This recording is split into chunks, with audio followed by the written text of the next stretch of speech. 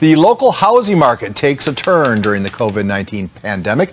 Joining us to explain over Skype the impact of the coronavirus has had on the market is the broker of San Diego State Company, Jeff Campbell. Did I have that right, Jeff? You got that right. You got that right. All right, Jeff. That's right. So for people that were in the process of buying homes right before this the pandemic hit the forefront of our society and shut us down, how are those people affected?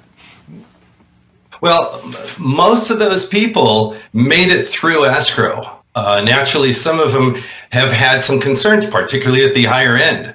The lenders at the higher end have really gone scrambling, looking for ways to be able to finance the higher end. However, it's happening. So they're exercising unique ways, such as converting a first loan to a first and a second, and they're still getting through the process. So that's the good news of what you just described. What's the bad news?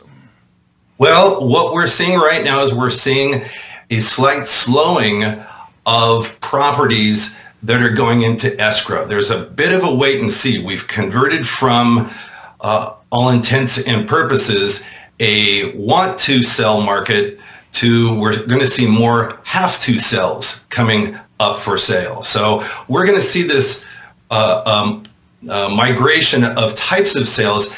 Remember, we've been through 3 big market disruptions, if I count the current corona pandemic, if you will. We went through the first market disruption in the 80s, and we had over 16% interest rate. Then we went through in 2006 the great mortgage meltdown. And so it's not, the realtors for the most part are rather resilient in these market swings.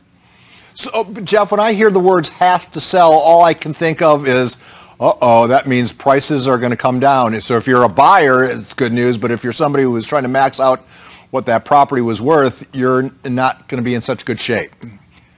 We're going to see some price softening without a doubt.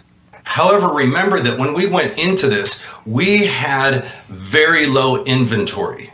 And so that's the balancing act here, is that we still do not have an abundance of homes, affordable homes, up on the market. So there's a push-pull right now. We're going to see some slowing. However, what's very interesting is in the lending market, we have seen a big change in criteria for getting a loan. Some loans are requiring another 100 FICO points higher in order to get a loan. And they're requiring, in many instances, a bigger down payment. So that we're definitely seeing right now. That will certainly change the equation. I see a lot of brokers and agents that are trying to adapt to these trying times by giving virtual tours. Is that something that's going to last beyond this pandemic, or is your business gripping flesh, meeting people face to face? Realtors are perfectly poised for this. Most of our business, I would say 60% of our business, is internet-based anyway. We have always been marketing online and prospecting online and using digital signatures and digital documents. So this is not really new for us. I just sold a property 2 days ago, 100% virtually. We ultimately had to see the property. However, how wonderful it was that people were able to put this together using the internet and using their computers. Last question, Jeff. I've had people in your business tell me that how goes the real estate market will determine how well we bounce back from this pandemic. What do you expect to happen in the, say, after we open the doors and we're going again, that 60-day period? Are things going to ignite, or is it going to be a tough slog?